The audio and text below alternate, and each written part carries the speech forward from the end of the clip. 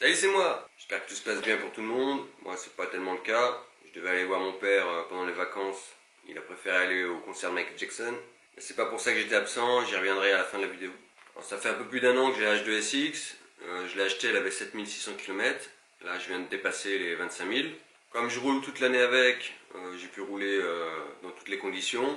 La seule chose que j'ai pas testé, c'est en été faire des épingles, des routes en épingles, des zigzags, des trucs comme ça. Alors, à part ça, je commence à la connaître bien. Alors, quel est mon avis? Les 2 premières semaines que j'ai eu cette moto, j'ai pas arrêté d'y penser. C'est une moto obsédante. Dès que tu descends, t'as qu'une seule envie, c'est de remonter. Au début, j'avais vachement mal aux fesses, au bout d'une demi-heure. Alors, le réservoir, il est un peu incliné, comme je t'avais dit là, et je peux pas bien me caler dessus. Donc, ce qui fait que je glisse un peu sur la selle, et je finis toujours par être assis sur mes couilles, tu vois. Donc ça faisait vachement mal. Et là, au bout de 10 000 km, je sais pas si c'est la selle qui s'est tassée ou c'est moi qui m'y suis fait, mais maintenant j'ai plus mal. Et j'ai compris pourquoi le réservoir il était un peu plat. C'est parce que quand tu atteins une certaine vitesse, tu as juste à te basculer un peu en avant comme ça, et tu restes droit en fait, tu te bascules juste un peu en avant, et tu es bien protégé. Le gabarit, je le trouve parfait. Elle est ni trop petite, ni trop grosse. Moi j'ai manipulé des milliers de machines depuis que je suis mécanicien moto, et celle-ci, être en phase de n'importe quelle moto. Même quand je reprends la ZX12R, j'ai l'impression de conduire un dinosaure. J'ai principalement utilisé la H2SX parce que je me suis rendu compte que j'aimais pas passer d'une machine à une autre. Il y a les qualités d'une moto, mais il y a aussi le facteur acclimatation. Tu vois. Et une fois que tu te fais à une machine, le fait d'en changer, il faut que tu te reconditionnes. Et ça, j'aime pas trop. Et puis quand tu as une nouvelle moto, tu as envie de l'utiliser. Par contre, ça a fait ressortir des qualités, ça fait ressortir les qualités et les défauts de chacune. Quand j'utilise longtemps la H2SX et que après je reprends la ZX12R, là je m'aperçois que la ZX12R elle a un vachement beau bruit. La ZX12R a une meilleure tenue de route. La H2SX elle est vachement sensible au vent quand même. Alors même si à haute vitesse c'est nickel, quand tu as un peu de vent, tu sens ça te pousse un peu quoi. J'ai emmené une personne qui connaissait la ZX12R, qui était déjà montée en passager sur la H2SX, elle m'a dit c'est quoi cette merde? Elle dit je comprends pas qu'ils n'arrivent pas à faire mieux. Alors c'est normal parce que la H2SX, il n'y a rien en bas. Donc, elle a trouvé que le bruit il était nul, qu'à l'accélération il n'y avait aucun ressenti, et qu'elle était moins bien assis. Et mon ressenti quand on conduit en duo, je suis un peu d'accord. Parce qu'à la base, un GT, c'est quand même pour cruiser avec du poids, des valises, un passager. Donc tout ça, ça fait un peu de poids. Donc il faut quand même avoir un peu de couple pour pouvoir se déplacer. Si tu comptes sur la turbine pour avoir un peu de couple, ça veut dire que faut tout le temps que tu restes à 7000 tours minute. Ça, c'est pas naturel quand tu conduis une moto. Donc pour moi, c'est pas un vrai GT. C'est un peu une sportive déguisée, une espèce de slipper. T'as les valises, c'est bien quand t'es tout seul, mais à deux, si tu veux commencer à faire un peu de montagne, des trucs comme ça, vaut mieux prendre un moteur un peu plus gros. Alors je vais te dire un peu ce que j'ai fait dessus. Alors déjà, j'ai réglé les suspensions, parce que j'ai eu un peu de mal à trouver un réglage, parce que quand même les crans là-dessus, ils sont un peu sensibles. En plus, comme j'avais eu le problème de roulement à l'arrière, j'avais pas vu tout de suite qu'il se barrait en couille. Donc, je trouvais que ça saucissonnait sur les droites-gauche et en fait, c'était le roulement. Donc, moi, j'ai acheté la moto à 7600 km au mois de décembre 2020. Décembre, janvier, j'ai eu. Donc, à 6000 km, Kawasaki, sur le carnet, avait fait une vidange déjà. Donc, moi, de 7600 km à 10 200 km, j'ai roulé et là je refais une vidange. Vidange à 10 200 en mars 2021. J'ai mis en huile de la 1040 300V. J'ai fait le filtre à air, origine, filtre à huile Kawa et j'ai fait le contrôle du jeu de la turbine. Et j'ai fait le liquide de refroidissement.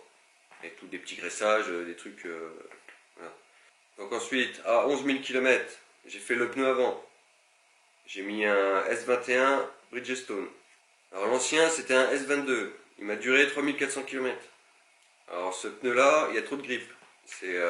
Alors les pneus, tu vois, en fonction de la moto, il peut ne pas avoir la même réaction. Il n'y a pas que le pneu qui est efficace, il faut aussi que le châssis de ta moto permette d'exploiter le pneu. Donc cette moto, nickel, il n'y a rien à dire, il n'y a jamais eu de truc bizarre. Le S22, il y a trop de grip. C'est une gomme trop tendre, c'est fait pour des motos peut-être plus légères et pour rouler moins vite. Je pense que sur circuit ça doit être une tuerie, mais moi ça m'a pas convenu. Alors, en hiver tu te sens bien, parce que quand il fait des 0 degrés et qu'il pleut, le pneu il adhère super, mais dès qu'il commence à faire chaud, ils fond comme neige. Donc en avril 2021, toujours à 11 000 km, j'ai fait le moyeu arrière et l'axe de roue arrière. À 12 000 km, j'ai fait le pneu arrière. J'ai mis un S21 Bridgestone. Alors l'ancien c'était un S21, la durée je sais pas parce que moi quand j'ai acheté la moto il était déjà dessus et il était pas neuf. Ensuite à 15 000 km, j'ai fait une vidange simple. Parce que comme eux préconisent les vidanges tous les 10 ou 15 000, je sais plus. Et de faire le filtre à huile. Moi, vu que je l'ai fait à 6 000 mes vidanges, ou même des fois avant quand je vois que l'huile s'est dégradée, bon, le filtre à huile, je peux le faire une fois sur deux. Alors, c'était juin 2021. J'ai mis de la 1040 en semi-synthèse. J'ai mis de la 5100 en motule. L'ancienne, c'était la 300V, elle m'a duré 4800 km. Parce qu'elle a commencé à se dégrader aussi. Alors, j'ai trouvé ça pas top. La boîte, elle a été dure. Et j'ai eu des problèmes de ralenti. Alors, quand dans une de mes vidéos, j'avais dit que la 300V, c'était la meilleure des huiles. Alors, quand je dis la meilleure, ça veut dire au niveau anti-usure. Parce que tu peux avoir une bonne huile et pas adaptée à ton moteur. La 300V, j'ai déjà essayé dans ma voiture, ça va pas du tout. Donc là, j'ai eu des problèmes de ralenti, c'est-à-dire que la moto, elle restait accélérée. À un moment, ça restait tout le temps à demi-tour. Et il y a même un moment, j'étais en train de remonter des fils. Et donc j'étais en première, hop, tranquille. Et d'un coup, la moto, elle s'est mise à monter à 4000 tours minute. C'est impossible de la faire redescendre. Donc il a fallu que je me mette sur le côté, warning. J'ai éteint la moto, j'ai attendu un peu, j'ai rallumé et c'est parti. Et pendant toute la durée où j'ai eu cette huile, le matin, je sais pas, tu sentais que la moto, elle accélérait un peu toute seule. Alors je ne sais pas pourquoi ça fait ça avec cette huile, parce que dès que j'ai changé d'huile, ça l'a plus fait. Peut-être qu'avec l'évaporation des certains additifs, je sais pas, ça crée un truc chimique et ça fait parce qu'elle est bardée de capteurs et tout. Bah, c'est quand même une usine à gaz la moto, ça a fait que ça accélère, je sais pas. Moi je suppose que c'est l'huile parce qu'à partir du moment où je l'ai changé, ça ne me l'a plus fait. Et il faudrait la remettre pour voir si ça recommence. Donc l'avantage de la 300V, c'est qu'elle elle a pas mal d'anti-usure et l'accroche sur les pièces. Tu vois, si tu ouvres ton bouchon là où tu fais remplissage, tu mets une lumière et tu regardes les pièces à l'intérieur, tu vois bien que l'huile elle est accrochée un peu partout. Donc à 17 000 km, j'ai refait une vidange. C'était en août 2021. J'ai mis de la 7100, 1040. L'ancienne, c'était la 5100. Qui m'a duré 2000 km. Alors, la boîte, elle était vachement plus souple comparée à la 300V. Avec la 5100, j'ai eu aucun problème. Par contre, la durée de vie est trop courte. Et l'accroche sur les pièces, elle est pas bonne. C'est-à-dire qu'une fois que tu éteins ta moto, le lendemain matin, tu viens regarder dans les pièces de la moto, l'huile, il n'y a pas beaucoup d'huile dessus. Donc ça veut dire qu'à chaque redémarrage, l'huile elle n'est pas sur les pièces. À 21 000 km, octobre 2021, j'ai fait le pneu arrière. C'est un pneu que j'ai eu d'occasion, il était tout neuf, la personne n'a pas voulu le réparer, voulu changer, donc moi je l'ai réparé et je l'ai mis sur la moto. Donc l'ancien c'était un S21, il m'a duré 10 000 km. Alors S21, superbe pneu. Hein. Ils ont sorti la moto avec cette montre de pneus, c'est pas pour rien. Et à 21 526 km, alors, attends, la 1040 7100, elle est très bien parce que moi je vais rester sur cette huile là, parce qu'elle a une bonne accroche sur les pièces.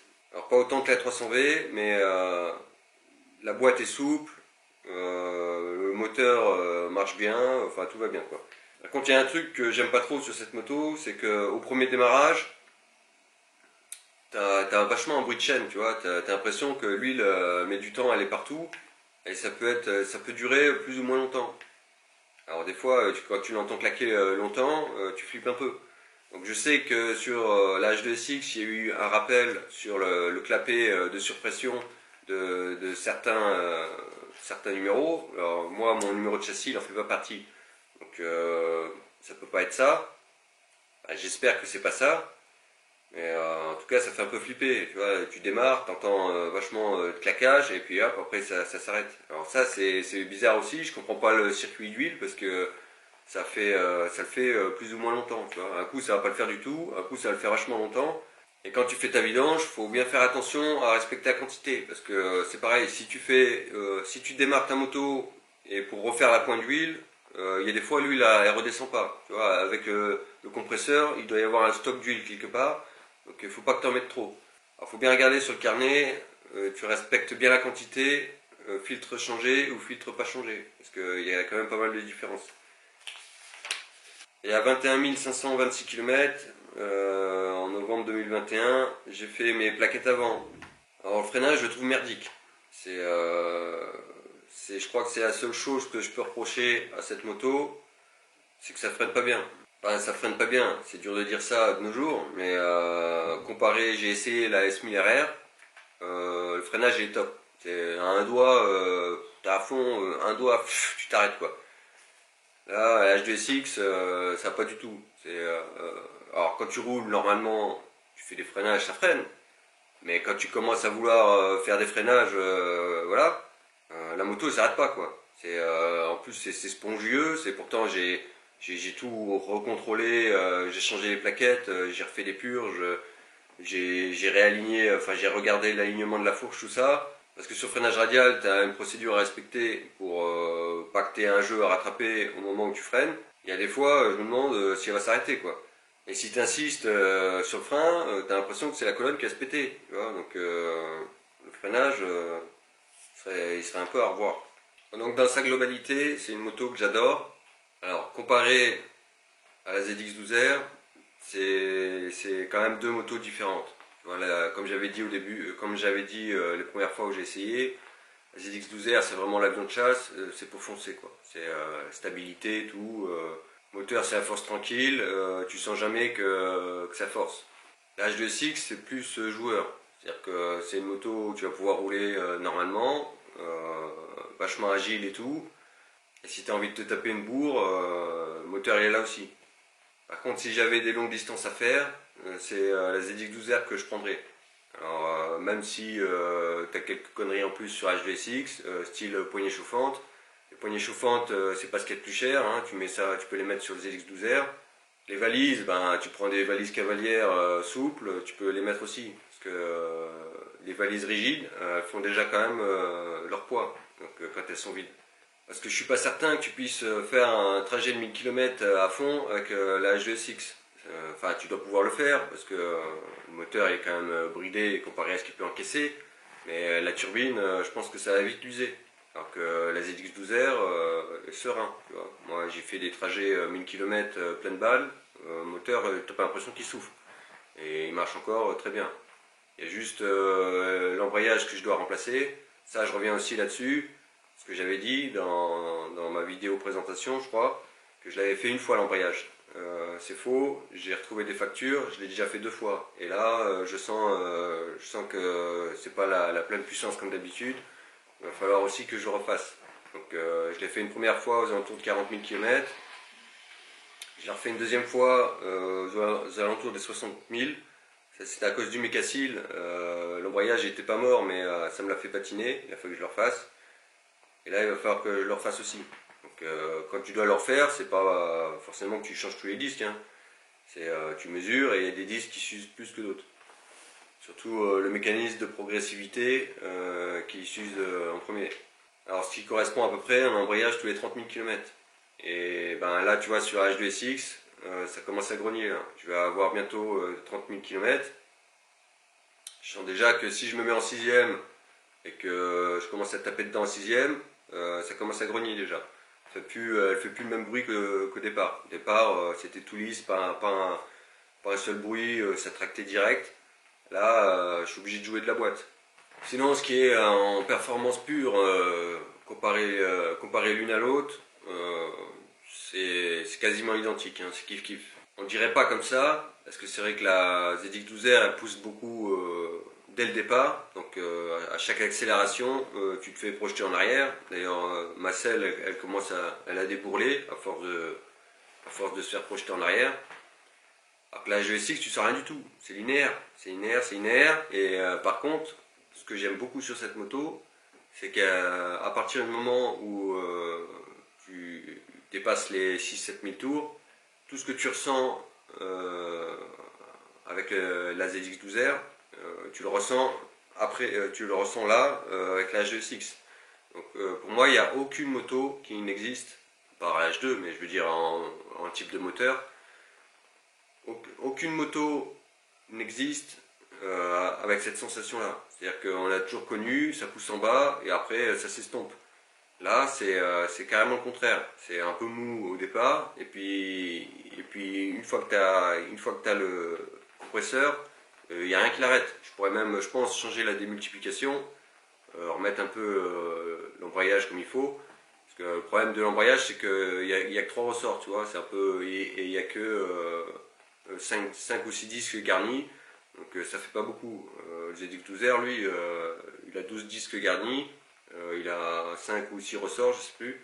Et donc, ce qui fait que déjà, il est plus progressif et peut encaisser vachement. Donc, la GSX, ils ont fait que 3 ressorts, donc moi, quand il est neuf, je le trouve trop sec. Donc maintenant qu'il s'est bouffé et il est un peu plus souple, il va falloir que je le révise, donc il va redevenir un peu trop sec. Alors sur la plupart des tests routiers, pour pas qu'il y ait de quiproquo, j'ai fait appel à quelqu'un, je te présente le Sgeg.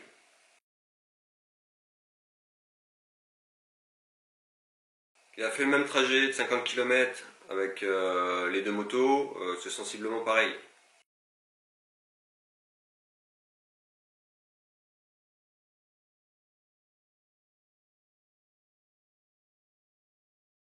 Le point négatif sur H2SX aussi, l'accélérateur il n'est pas assez sensible.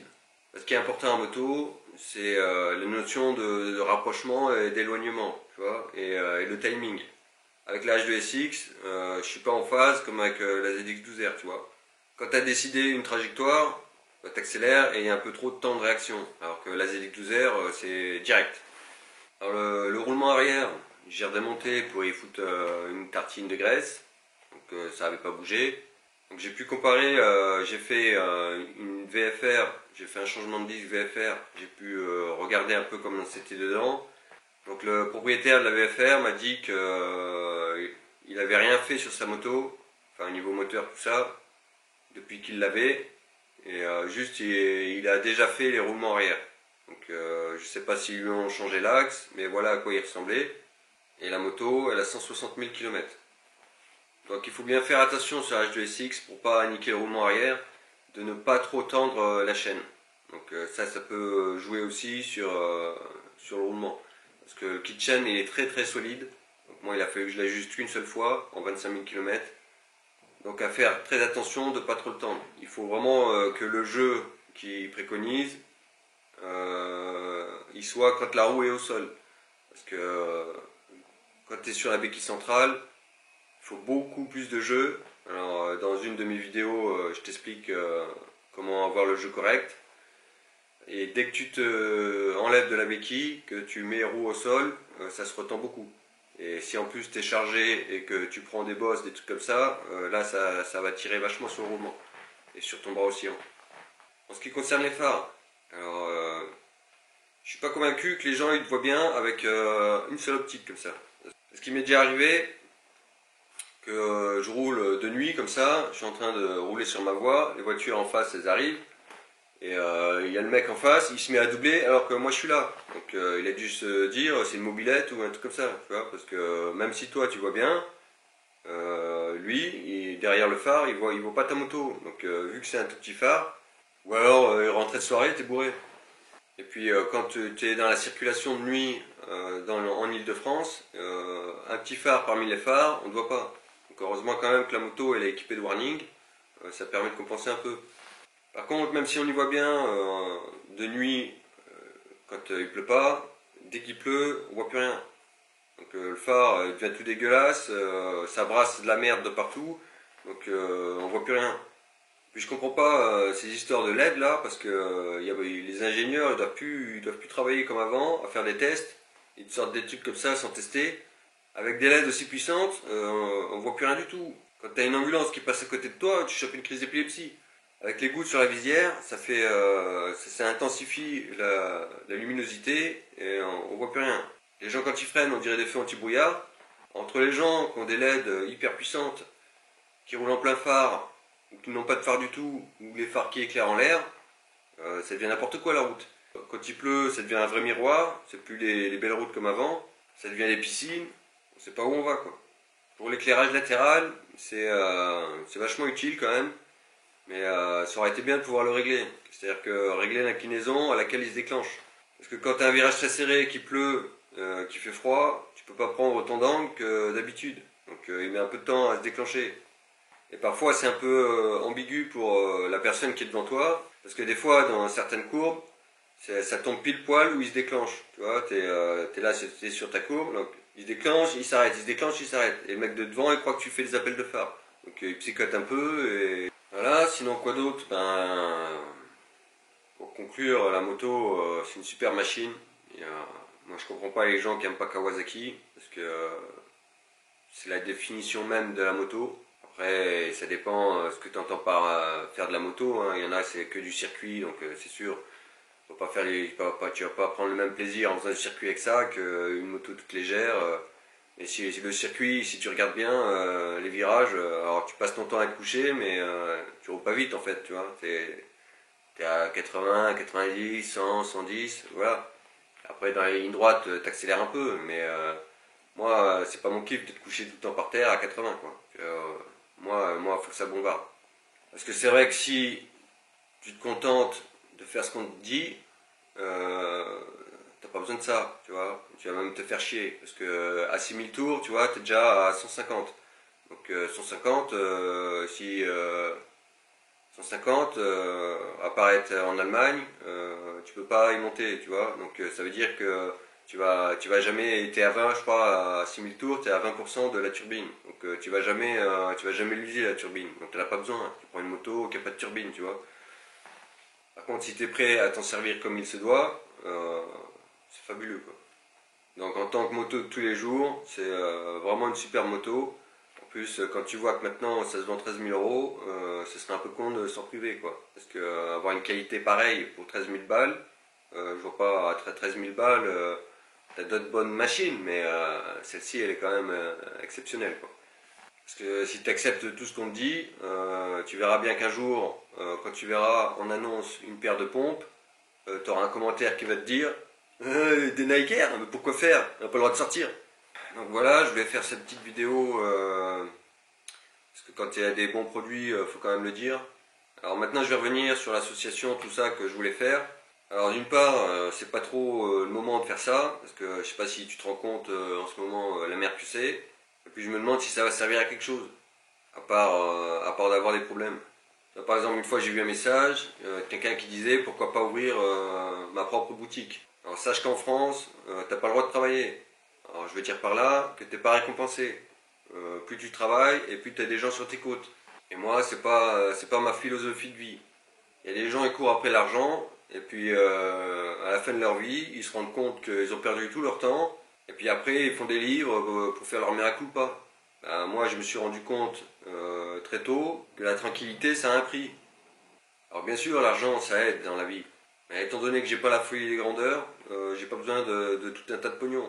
Plus t'as de fric, et après tu fais quoi? T'achètes une plus grosse bagnole, t'en as même pas envie, t'achètes une plus grosse baraque, et ainsi de suite, et c'est pas ça qui va te rendre heureux. Moi, à l'heure actuelle, ce qui me fascine, c'est la moto. Je veux faire un tour de moto, j'ai deux superbes machines. Je veux faire un tour de voiture, j'ai une super voiture hyper rare. Et quand je veux rien foutre, ben, je suis tranquille. J'ai pas mon comptable sur le dos ou des conneries comme ça. Et puis il faut écouter les leçons de la vie, tu vois, parce que tout le passé, qu'est-ce qu'on en retire? des dictons, des citations, des fables, tu vois, les belles fables, et que personne n'écoute. Tout le monde dit ah oui, il a raison, mais personne ne les écoute.